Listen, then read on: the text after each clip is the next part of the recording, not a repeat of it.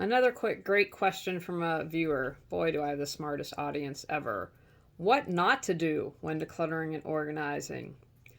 Don't do it at a time that's bad for you. I don't do any project before 10 a.m. because I'm not a morning person, so do it when it's a good time for you.